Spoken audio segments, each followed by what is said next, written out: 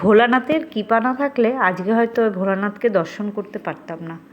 দেখো কত বড় সুন্দর, মানে এত বড় যে ভাবতেই পারিনি। শুনেছি সবার মুখে যে সুন্দর তোমার ভোলানাথ করেছে, বিশাল বড় একটা, দেখতে যাবো যাবো, মোবাইলেও দেখছি, সবার মুখে মুখেও শুনছি, কিন্তু যার হচ্ছে না। আজকে হট করেই মানে কয়েক সেকেন্ডের মধ্যেই আমাদের মানে হয়ে যায় যে আমরা আজকে ভোলানাথ দর্শন করতে যাব। দেখো কোথা দিয়ে গেছি, তোমার হচ্ছে নবদ্বীপ ঘাট পার হয়ে টোটোতে উঠেছি, শ্মশানের পাশ দিয়ে নিয়ে এসছে। এই 10 মিনিট লাগে ঘাট থেকে। তোমরা যদি কেউ আসতে চাও নবদ্বীপ ঘাট দিয়ে আসতে পারো। খুব সুন্দর জায়গা, পরিবেশটা খুবই মনোরম, খুব সুন্দর। বাচ্চাদের নিয়ে আসলেও ওদের ভালো লাগবে, কেননা পার্কের মতো আছে। এই দেখো এত বড় শিব, মানে আমি কোনোদিনও দেখিনি, এই প্রথম দেখলাম।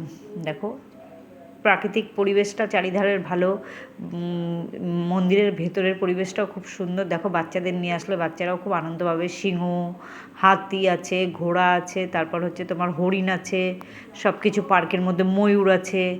এই দেখো সবুজে সবুজ, আর তোমার বেশ পরিবেশটা শান্ত নিরিবিলি। এখনও অতটা ভিড় হয়ে ওঠেনি, মানে সবার মুখে মুখে এখন অল্প অল্প ছড়াচ্ছে, তো এরপরে হয়তো শীতকালে প্রচণ্ড ভিড়ও হবে।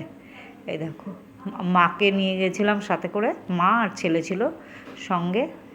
এই দেখো আমার সঙ্গী আমার ছেলে সব সময়, আর মা যতটা পারে দু একটা জায়গায় যায়। মাও তো বয়স হয়েছে, অত হুটোপাটা অত করে পারে না, তো যতটা পারি মাকে নিয়ে যাওয়ার চেষ্টা করি। কারণ বয়স হয়ে গেলেও মানুষের একটু ঘুরতে ইচ্ছে করে, তারা বাচ্চাদের মতোই হয়ে যায়। কিন্তু অনেকে বয়স্ক মানুষকে সঙ্গ দিতে চায় না, ঝামেলা বলে। কিন্তু আমার তো মা, কী করব, আমাকে নিতেই হবে।